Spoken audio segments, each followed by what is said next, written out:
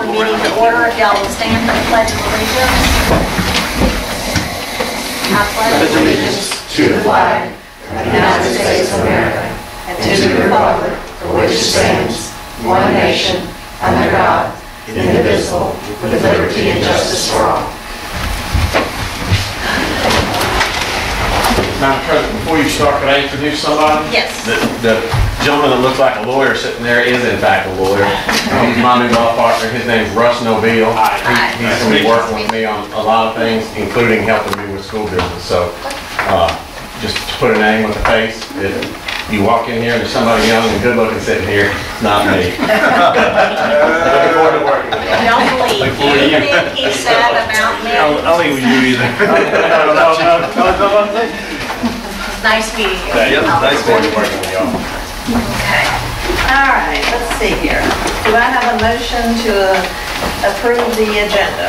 Motion. Second? All right, you'll see in your attachments under 3 consent agenda, we have the addition of 4 acceptances and releases 29 through 32.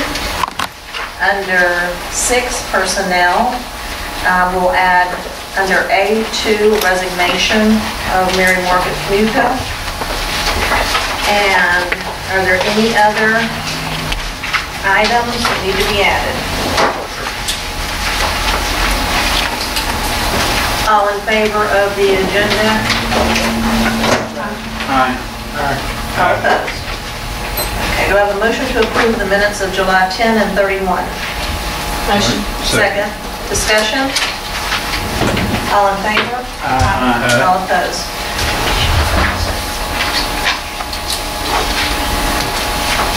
Do I have a motion to approve the consent agenda? Motion. Second. Second. Discussion. This one.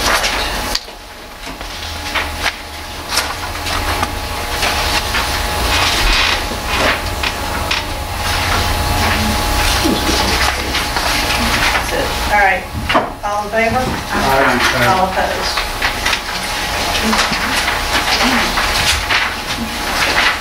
Do I have a motion to adopt the following policies? The cellular telephone usage policy, the LVSD idle reduction policy.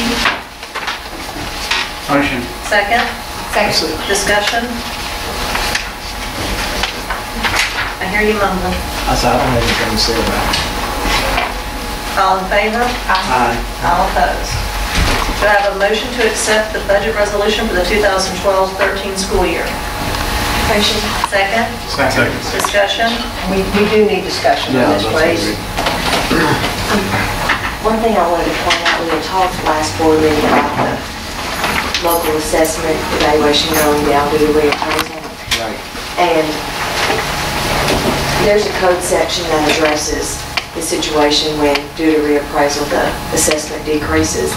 And that is a time when you can exceed the 55 mil cap, as long as you're asking for the same dollar amount as you did the prior year. So in that resolution that you have in your packet, it's exactly the dollar amounts as they were for 2012. So that will allow us to capture the same dollars that we did last year. If we don't do this way, then we'll be looking, since our budget is formed and there's the difference between the city budget and the school district budget, we would have to do a shortfall note next year because we won't get in the money we need, and with a shortfall, you're going to be paying interest on the money. When this way, they're paying exactly what they've been paying. Now, will somebody calculate that, determine whether the actual millage changed? The city.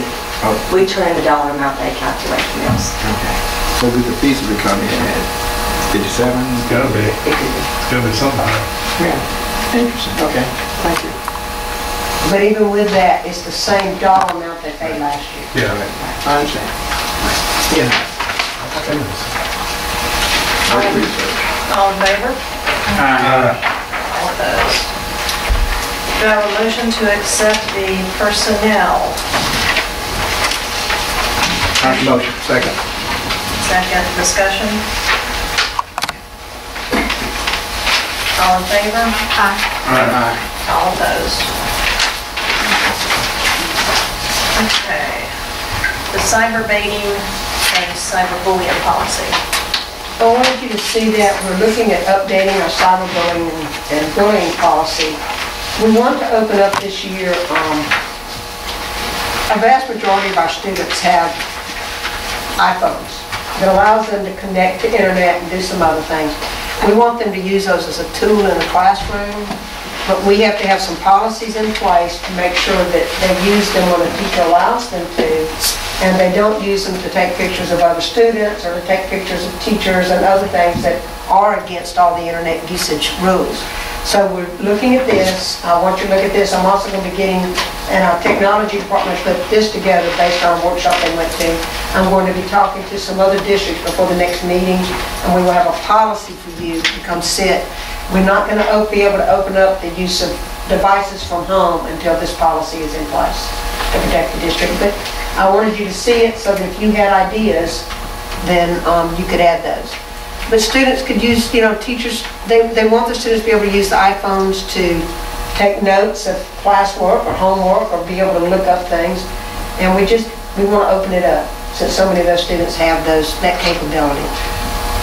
Now, Is that iPhone, iPads? Whichever, yes. Be able to bring in devices from home, that saves us money. It's amazing how many of our students have those already, so let them use that as an educational tool. so how's it going to impact the few that do not have those devices? We're not going to get them an Because it's iPhone, personal but choice. there are 5 computers in classrooms that they could go to. There's the library they can go to during the school day if they need it. But, And well, I guess I need to add a little bit more to the question. If a student is using an iPhone or an iPad as a device to do some research there in the classroom, the student that does not have that device doesn't have access to something they could use in the classroom. but it will free up the computers that are in the classroom for those students that don't have it. Because every classroom has 5, so if a teacher's doing a research activity, you've got a classroom of 25 or 30 trying to get on and off. And you would be shocked at how many of our students have the iPhones. If they had the ability to do it on their own, it just lets everybody else have more time with the computers that are there, all the computers in the library. I know a lot of schools are doing this, and I went to some workshops this summer. It saves taxpayers money, of what's available. Let them use what they're bringing in and see then it stretches the money that we have for those students who don't have. Now, the next question I have is how do we check and balance what is actually being researched? Because that is a personal device. That is a teacher's going to have to be able to walk through, and there will be some rules in place that we're working on where you can only have it out at certain times. Teacher can say, okay, if you have something, you can write down in your notebook or put it in your device, the homework assignment when the test is. However you're going to record it, this is your chance to do it. You put it back up. Same way if you're doing some research. This is the time you can do it. If that cell phone is out at any other time, it will be confiscated just like it is now. That's an illegal use. So there will be some policy changes with that. And it may take us several months to get this in place, but we're talking to some districts that are already doing it. And are you asking about downloading improper stuff? When researching other than what is being requested research and doing the teachers will have to walk around and we'll other do the things. best due diligence that we can to make sure they're doing that. Would they be going through the same filtering process the rest of those? If it's possibly if it's an iPhone, then I don't know if they will necessarily have to go through ours. They might have to. Depends on what's available, But they could probably just hook up through their satellite. Most smartphones have their own Right. So, connectivity, so you some don't have any people control would what if they're they doing. bring in their personal, small notebook computer. But I know there's ways to work with this because other districts are doing it, and I think we need to go ahead and join. I'm not saying you can't, but it's just something to give some thought to. Yeah. This is the first year that a lot of other school districts are doing it. A few did it last year, but I think a lot of people are looking at it this year. Well, I was talking to, and I think it's a very important policy, but I was talking to a school board member in Biloxi. I don't think they've adopted it yet, but he was showing it to me, and I think 4 different points is very simple. There'll be more than this as we get going. This is the first set, I think they had 64, and there will be more. and he was kind of, This is to tell you, we're looking at it, we've started the work, and we will do some more work before it's done. I think he was just kind of venting with me, wanting to get my opinion on it, you know, with a policy that had 64 points on it. I think that's too many to enforce, but, And, How would you keep it? yeah, and how could you, I'm sure there are going to be some more added to the four. keep it simple? It would have to be. Let's not reinvent the wheel, let's go out and see other We areas are. that have been I've doing talked to it. several superintendents that are going to be sending me Yeah, some that have gone through the information, beginning, and, see what we can do. yeah. All right. That's good. Yep. All right. Report on the opening of school. We had a very good opening of school. Things went very smoothly. We've worked out some of the bus issues that you always have the first week. Transportation did a very good job on that. Numbers are high, as I told you. We've added since July 2 kindergarten teachers in the district at Quarles, and things are going smoothly. Numbers in the lower grades are full, but nobody's overflowing. And it is impacting K-3, not so much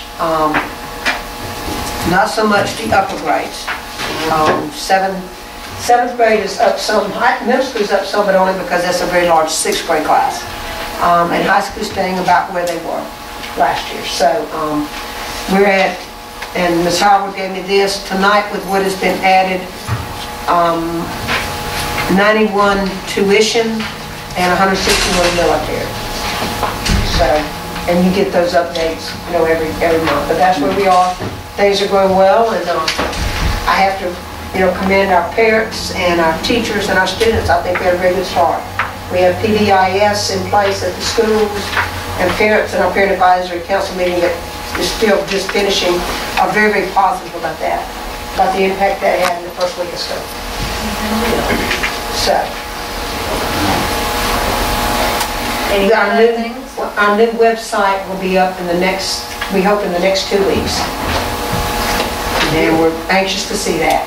Now, is that done by our people or? No, we contracted out. That was in the strategic plan, one of the big issues from all parents. And through the Parent Advisory Council, we needed a website that would service all of our needs. So we looked at about 4 or 5 other school districts' website, we looked at 4 companies that came in and presented. To a group of us, administrators, technology, different people in the district, and chose the website that we thought would carry us and give us the most capabilities for the next several years. The company that does ours also does Pedal, and we're happy with their work with us and setting up the templates and all of that. So we think it will be a very useful tool since we get it up and going, and we are very close. Okay, good deal. I will have when we're getting ready, I'll have Ms. Howard send a note maybe the day before that we open it up so that you can look on it and look at it and see. All right. Anything else? Do I have a motion to consider going into executive session? motion to consider? Do I have a motion to go into executive session? For personnel and student related. For personnel and students. All right. Student matters first. Excuse me, Madam President, I wonder if I might be heard briefly on that. Chet Nicholson, I represent Gene Harvey, and I don't know if you have other matters, but I would assume that Ms. Harvey's is one of the matters that will be taken up in the executive session. If you go there, I would like to register my objection on behalf of Ms. Harvey to her matter being considered behind closed door. I think the statute gives her an entitlement to a public hearing. If there were matters affecting students, certainly I can see it, but this is the employee who is affected, and I think that she should be permitted her open hearing, and I object to the board hearing our argument in closed door hearing. Mr. Nicholson, I'm going to defer that to Mr. Simpson. We certainly have no objection to it being in public. I mean, generally, the executive session is extended as a courtesy to the employee. If they prefer to have an open session, it's fine. It's, you ever what? Okay, that's fine. Thank you, ma'am. You're welcome. Do we want to? We can go do the rest of I our prefer to go into executive session if you don't mind. So, Well, we have the student matter. right, that's what I'm saying, so Yeah, we're gonna do that go ahead and go first. do that. So the motion was, do I have a motion to go into executive session for a student and personnel issue?